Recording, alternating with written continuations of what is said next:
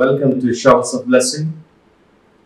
దేవుని కృపలో భద్రపరచబడి నూతన దినములో ప్రవేశించాం. ఈనాటి దేవుని వాగ్దానం, నీ నోరు బాగుగా తెరువుము, నేను దాని నింపెదను. Open wide your mouth and I will fill it. 81వ దావీదు కీర్తన 10వ వచనం.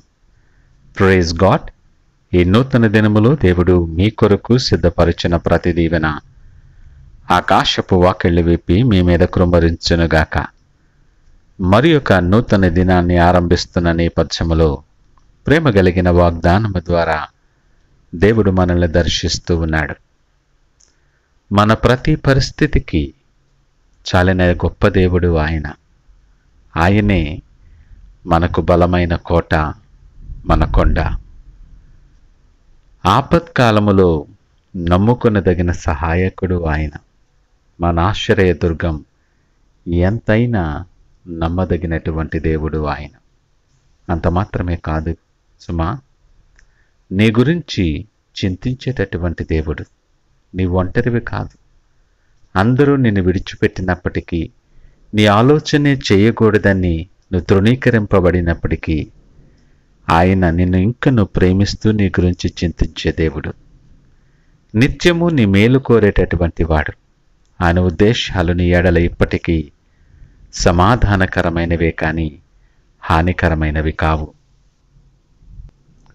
అనేకసార్లు మన ప్రయాణంలో మన గొంతు మూగపోయి నిశ్శబ్దమైపోవలసిన పరిస్థితి చాలాసార్లు మనం అనుభవపూర్వకముగా ఎరిగి ఉంటాం. చుట్టుముట్టిన శ్రమలు, బాధలు, ఆలోచనలు, సవాలుగా ఉంటున్నటువంటి అనారోగ్యం, ఇవటన్నిటి వలన మనకెంతో దుఃఖం కలుగుతుంది. నిశ్శబ్దములో రోదిస్తూ ఎంతో మదన పడుతూ ఉంటాం. ఒకవేళ ఈ మాటలు వింటున్న ప్రియ దేవుని జనాంగమా, నీ పరిస్థితి ప్రస్తుతం ఆ రీతిలో ఉన్నదేమో.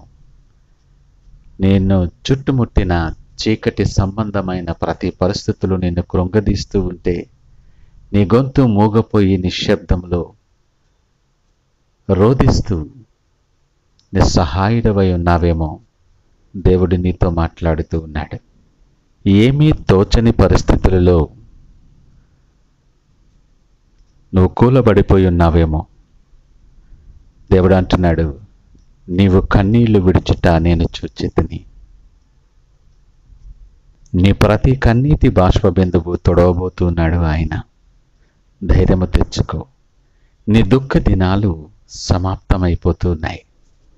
సర్వశక్తిమంతుడైన దేవుడు, నిన్ను ప్రేమించేటటువంటి తండ్రి, నీ ప్రతి పరిస్థితికి చాలినవాడు, నీవు కన్నీళ్లు విడటం చూస్తూ ఉన్నాడు.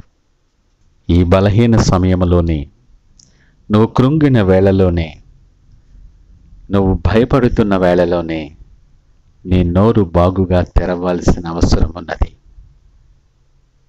పరిస్థితుల వైపు చూడక ఆయనను ప్రార్థించటానికి నీ నోరు బాగుగా తెరవు.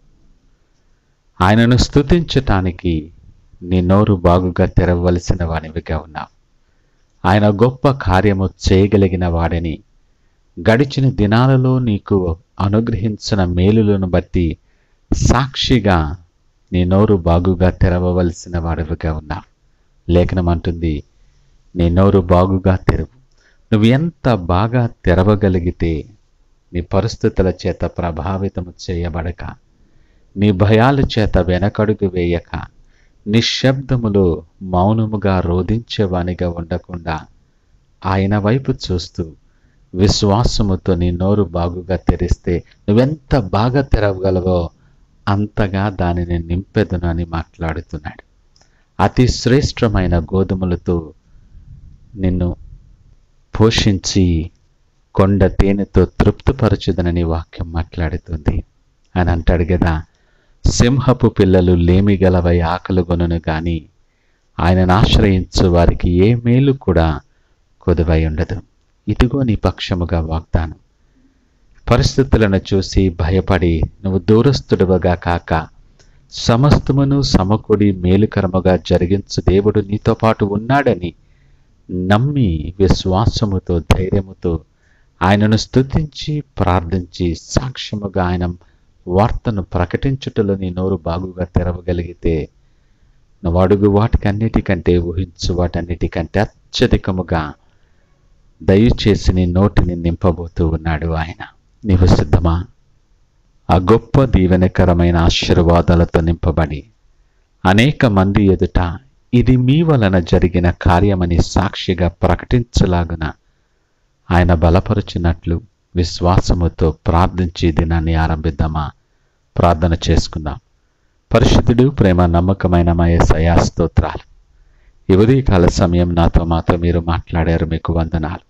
అవును ప్రభువా, పరిస్థితుల చేత నిశ్శబ్దంగా రోధిస్తున్న దినాలలో నుండి మా కన్నీళ్లు తుడిచి దుఃఖ దినములు సమాప్తమాయనని నిబ్బరము కలిగి ధైర్యము తెచ్చుకోమని నీవిచ్చిన వాగ్దానము చొప్పున మీకు వందనాలు, స్తోత్రాలు.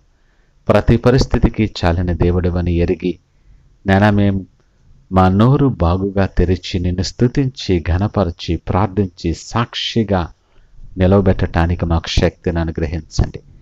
నువ్వు సిద్ధపరిచిన ఆశీర్వాదాలతో మమ్మల్ని నింపి మీరే మహిమ ఘనత ప్రభావాలు పొందుకోమని యేసు పరిశుద్ధ నామమున స్తుతించి ప్రార్థించి వేడుకొనొచ్చున్నాము తండ్రి. ఆమేన్. God bless you.